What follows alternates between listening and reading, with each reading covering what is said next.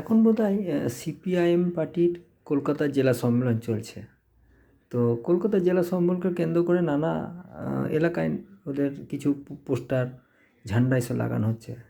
তো আমি একটা জিনিস খেয়াল করলাম অদ্ভুতভাবেই, সেটা হচ্ছে যে ম্যাক্সিমাম জায়গায় দেখছি কাস্তে হাতুড়ি তারা ঝান্ডা লাগানো।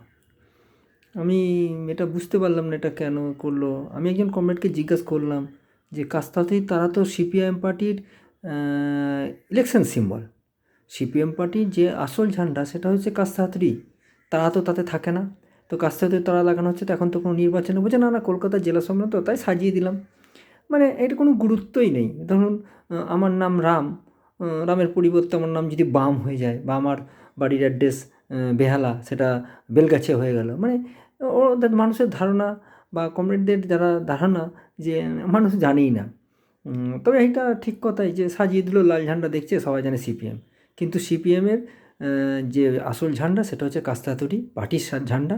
আর কাস্তে হাতুড়ি তারা হচ্ছে পার্টির সিম্বল। ওটা নির্বাচনের সময় নিয়মিত লাগানো হয়, সম্মেলনের সময় লাগানো উচিতই নয়। মানুষকে এরকম অন্ধকার রাখা আসলে সিপিএম পার্টির খোলসা করে কিছু বলার যে অভ্যেসটা ছিল না, আজও তা রয়ে গেছে।